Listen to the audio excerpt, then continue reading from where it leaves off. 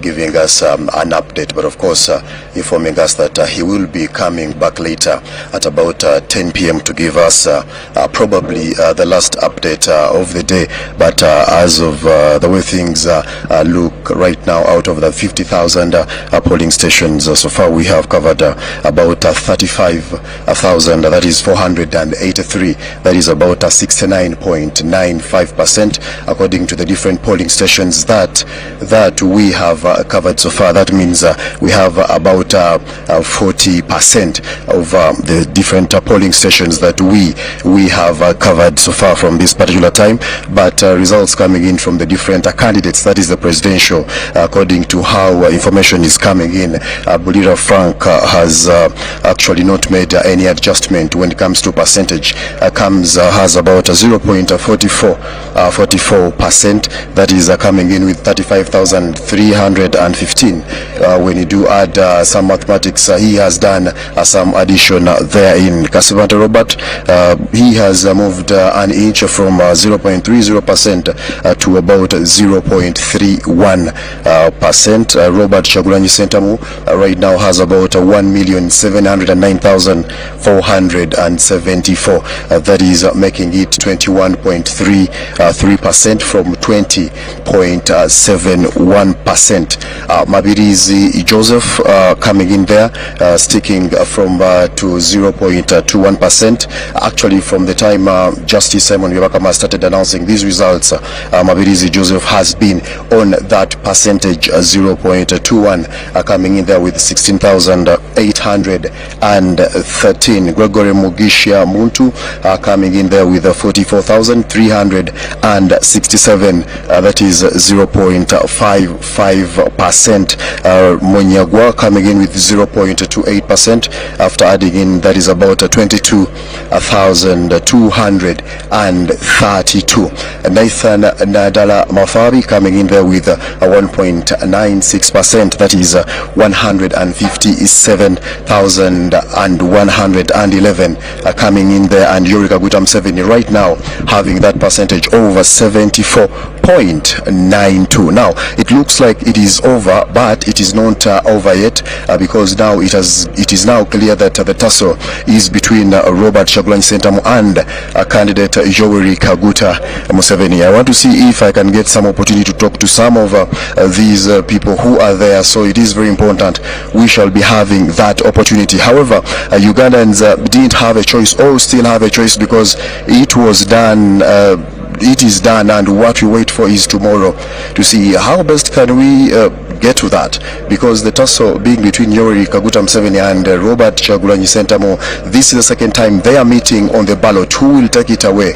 President Museveni, candidate Museveni rather, has always been saying that he has to win this with beyond 80%.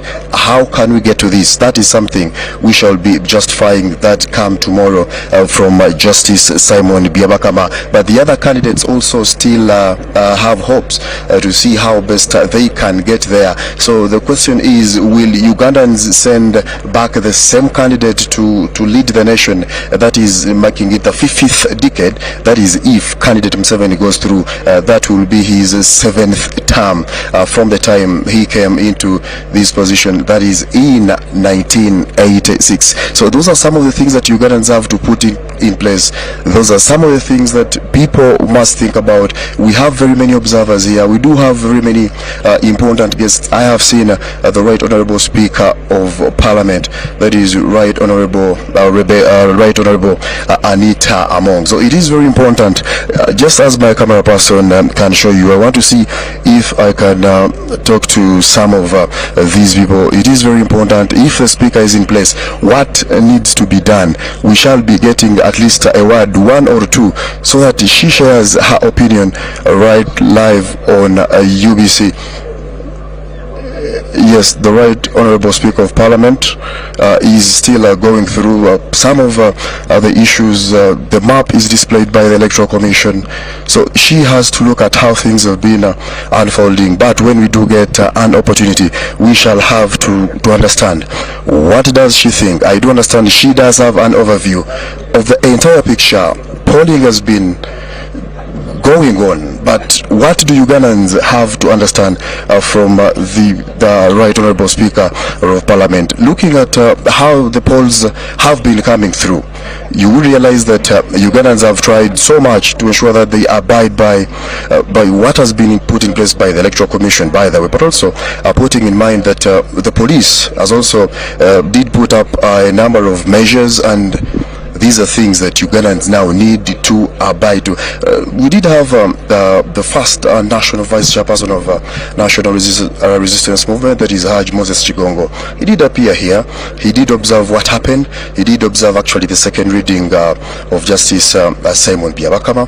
And right now we do have the Speaker of Parliament, Right Honourable Anita Among, and also the lawyer of the National Resistance Movement, that is Edwin Karujire. And those who have been following the different nominations, those who have been seeing what has been taking place, he is one of the agents of the National Resistance Movement. So we shall be understanding from some of these people, that is, if we do get an opportunity, but also putting in mind that part of the observers that we do have coming in from the different parts of the country, we do have those from European Union, but they were given guidelines, because I do understand tomorrow there will be a presser that is at about 10 a.m. to address the nation on what has been observed. 2 days down the road, this is a democratic journey that very many Ugandans have been waiting for. So the question is, how best can this be achieved? If the process has been free and fair, how did we get to that? We do have different opinions from some of these leaders. So it is very important, if we do get the people who are behind the entire process. Justice Simon Byabakama has always been hinting on a number of issues, how they did follow the law, and how to ensure that Ugandans actually abide by what is put in place. This is something Ugandans have been waiting for, but the most important thing is tomorrow. If Justice Simon Byabakama says that tomorrow by about 4 p.m. we shall be in position to understand that what will be the final declaration. Now, how will it be? All right. Now, as we do wait for the Right Honourable Speaker of Parliament, that is, if we do get a chance to speak to him, we also do have other dignitaries around. I will be giving a chance to Michael Jordan Lokomwa to give us a debrief for our Luganda audience to also get a feel of how things are unfolding as of now. Jordan. Yes, Jethro, thank you so much. We are still coming to you live from the National Tally Center. Much as yes, every kind of duty has challenges. It could be people, it could be individuals. Yes, it could be people that stand in the way of others as they execute their duties, but of course we have to give you whatever is happening here. There are so many dignitaries that are in this place to ensure that in different capacities, observers from region, international observers of the political parties. Political parties have sent their leaders here. You have seen the NUP leader, you have seen the NPP, the NRM has theirs here, the Right Honourable Speaker of Parliament, the Right Honourable Chiwanda of the National Consultative Council, and we shall have a chance to talk to all of them because we are the national broadcaster. It is not a mistake to talk to any of them because we know our duty at the end of the day. Now, mu Luganda okuwaako gwali ku Star TV okuwaako maybe ku byakafulumizibwa omulundi ogwokusatu chairman Justice Simon Byabakama atuwadde bifulumiziddwa ebirala nga bino bivudde mu polling stations emitwalo 3.5 mu 409 nga wetwogerera bitundu 7 ku mitwalo 5 eza polling stations zetulina mu Uganda. Frank Bulira aine emitwalo 3.5 mu 315 nga bye bitundutundu obutundutundu 44 ku buli 100. Kasibante aina emitwalo 2.4 mu 564 bwe butundutundu oba 0.31%. Kyagulanyi Robert Sentamu owa NUP aina akakadde kamu n'emitwalo 7 mu 9 mu 474 nga eyo 21 butundutundu 21 mu kamu n'obutundutundu 33 ku buli 100. Mabirizi Joseph Elton aine emitwalo 16 mu 8 mu 13 nga bwe butundu 21 ku buli 100. Then jeno muntu aina emitwalo 4,437 nga bwe butundu 55 ku buli 100. Munyagwa Mubarak Serunga alina emitwalo 22,232 bwe bulubwalina bwe butundu 28 ku buli 100. Then Nandala Mafabi wa FDC alina emitwalo 15,700 mu 1,011 obulubwe yakafuna bwe butundu 0.96%. ate Yoweri Museveni wa NRM alina $6,000,000 n'obululu 6,000,000 mu 3,657 bibitundu 74 n'obutundu 92. So wetwajidde wali amabega wabaddewo embeera ey'okugamba nti okwebuuza bituuka bitya wano bisembera bitya wano biri ababireeta bituuka bitya. Electoral Commission efuna eta byefunye. Twayogedde ne Justice byabakama ku makya natugamba ngenda kulagira abantu bange bateke ku screens nga boolaba emabega wali balage bituuka bitya okuva ku polling station okutuuka wano wetuli. Bituuka bitya ku polling station okutuuka wano wetuli. Yes. Honorable Chiwanda, kiki kyoyinza okuwa omuntu weewamwe ekasanda kifaananyi kikyolaba? Omutiana? No, first of all, ekintu ki okusinziira ku bingeri results ezijja wano twabadde twemulugunyiza ku makya kubanga okuva jjo obwedda tuweebwa percentages.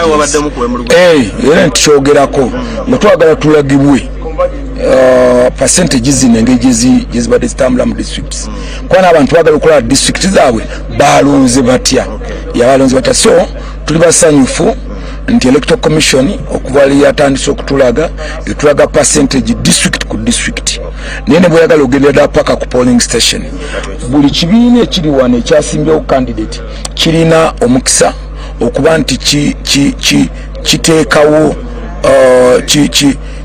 kirabira ddala kutuukira ddala paka ku kyalo kuba buli kimu lina kiwano waliwo ebibiina 8 ebyasimbawo ba president kati osobola okugjayo results zo paka ku kyalo paka ku polling station ezavuddeyo. Naye ekisinga obukulu mu byonna mpulidde nti abantu abadde bakyemulugunya eyo balangidde n'ensaba bannayuganda tukuume emirembe. Teri muntu yawangudde kalulu kuba member of parliament atagenda kulangirirwa. Buli muntu ajja kulangirirwa naye tukuume ensi yaffe nga ya mirembe tetwonkya ensi yaffe tubere nga tusobola okubera because tulina nsi ndala. Ngo National Consultative Council oyogeddeko ne banna abalala bwe muli mu bibiina ababadde naddala ababadde beebuuza feedback kijofunye? No, bwe njogeddeko n'ebibiina 8 ebyateekawo ba candidates of course ng'ogyeko ekya NRM ate kyenvaamu bakandidate abalala bagenze bamanya kubanga nabo bonyini bafunye results okuva mu byalo kwa by now ba candidates bago kuba president abasinga DR forms bamaze zifuna ba agent babe bogedde nabo nibo babuulira era ndowooza nti kino kyakoze bulungi okugenda empola kuba bamala okulangirira abantu baddamu ne bakuba amasimu n'amanya eyo nakoze ntya ali nekyala kati kituyambe n'okuba nti results kati zigenze ku screen ku pieces zaabwe buli muntu kati bwaba alina kyayagala okuwakanya akirako naga nti kino si kyabadde wano. So the process has been okay. Entambula y'obululu nga buli omu bwafuna obaddeko mu kalulu ogiraba otya? Entambula y'obululu ku level y'aba president ekisooka nti President Museveni it has been a landslide. Tebana Electoral Commission tenalengirira bisembayo ne bwolaba difference wakati wa $6,000,000 ne $1,000,000 n'okusoba olabadanga difference nene nnyo naye era kivudde ku difference nga bwogiraba ku districts kubanga obadde olaba district ezisinga President Museveni ali mu bitundu 8 ali mu 9 mu 7. I think Bukedia is in 96 point something. A district like Ruhura is 99. So all these ones is an indicator because kino kyonna nakyo kiva mu ngeri gundi abantu engeri gye balonze. This is a reflection of what has been done on the districts and the polling stations. Okay, bitambula bitye goyinza okutuwa update kati. Tutambula bulungi. ba MP okusooka nze nga chairman wa National Consultative Forum naye ate ng'ogyeko ekyo ate ne mbadde coordinator nze mbadde team leader owa Gweta Mubende ina ba flag bearers 20 aba NRM, but by now ba flag bearers 16 abadde aba NRM bawangudde mu Gweta Mubende mulimu district nga Kasanda, Mityana, Mubende, Kyankwanzi ne Kiboga. Mulimu constituent ba member of parliament 20, but out of 20 NRM already ifunye kwa member of parliament 16. So that's a great improvement. Of course electoral commission yeyinawo obuyinza obusembayo okulangirira abawangudde ne constituency yange gyemvamu eya Mityana North Mwami Kibedi yawangudde honobo nabakoba yawangudde nga member of parliament omukyala. Yes, these are confirmed. Honobo Makumbi wa Mityana South yawangudde Mityana mu district ya Kiboga ba member of parliament bonna basatu, Mwanyinaze Desire Muhoza, Lule Elik, Dr. Kefa, then bogenda mu Kyankwanzi tubadde ne member flag bearer waffe Entwetwe Dr. Chikabi, tubadde ne flag bearer waffe Butemba Patrick Bingi, ne member parliament omukyala Anna Maria Nankabirwa, bonna basatu. Yes, ate ngova butugende Kasanda Dr. Bukenya, that is Bukuya abaddemu Dr. Bukenya abaddewo, then katateneka ne constituency nda Kasanda South ebadde ya Nupu Mwami Kabuye gyabaddemu nayo tugiwangudde, Haji Bisasa awangudde, member parliament omukyala ebaddemu Honorable Kabuye, then ndabaddemu Nabagabe member parliament omukyalo wa Kasanda, member parliament Rebecca naye awangudde. So olabanga constituency esinga ezibadde za national inter platform naddala mu Buganda tuzijjeeyo tusobodde okununula constituency nyingi olaba already Wakiso tutunudde constituency 3, Busiro South tugitutte, Busiro North tugitutte, then tuyina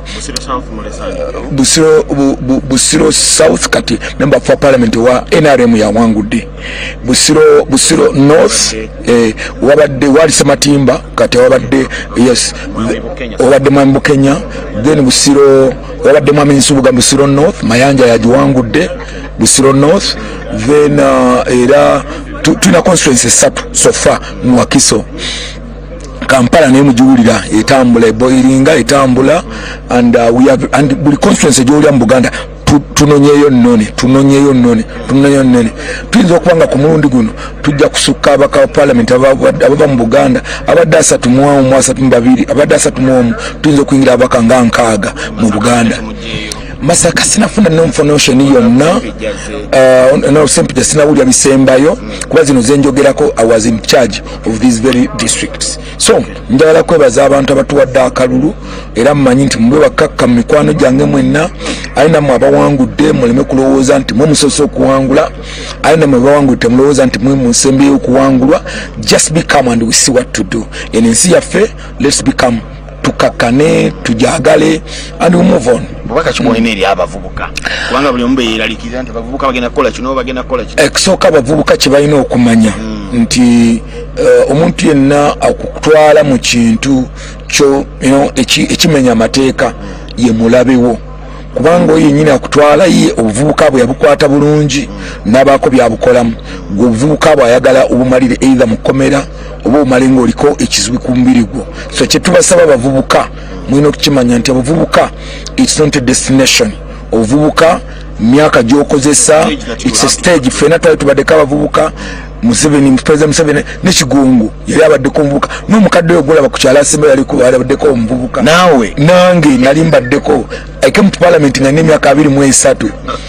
I was 23 years, much younger than you. Olayagala okwekalakaasa nenjagala okutegeeza emibaka gye gy'obuvubuka engeri gy'ogikozesa nkulu nnyo, kuba onoogikozesa obubi gigenda kufuukira omugugu mu maaso. Abakulembeze ensonga abavubuka ze beemulugunyako oluusi ziyinza okubateeka mu mbeera bwe zityo, oluusi mutazirowoozezaako. Ekyo kyogerako kubanga nabo tebava mu bbanga singa balalu singa bali butabika. Tukubiriza wano abavubuka baffe abantu bafa bakulembeze bakubiriza abayise bulungi mu mufaayo ku nsonga z'abavubuka. Mbadde njogera ne Hono Balamu programu zino zabadde atambula eyo naye ng'osanga oluusi akazibu katono nnyo akabadde keetaaga okufikisinga nga kabavubuka nga katono nnyo. So kye twetaaga tukubiriza abakulembeze baffe naddala mu abawangudde tubeere sensitive nnyo, tufeeyo nnyo si ku nsonga z'abavubuka zokka, but let's be close to the population. Obuzibu bwe tuba bungi nnyo bwe tunaabukolako tujja kusobola okuba nga tubeerawo emyaka mingi nga National Resistance Movement. Ninammwe abavubuka lekeraawo okulowooza nti gwe babeere nga bakwata bukwasi nga giraasi bwaba nga lwo programu za gavumenti ezigenda maaso, please gyenyigiremu. Olwo PDM etambula emyoga weegiri, please get involved, beeramu nawe beera mu class, tolowooza nti gwe bagenda kukugira bugizi, so nawe weebeereremu kitegeeza. Yes, faayo beera mu class, goberera. Bw'otaagoberera ensi ejja kuleka, gwe nga wayita muvubuka the next day ojja kuba nga tokyali muvubuka ng'oli mu bantu ate abasinga obukulu.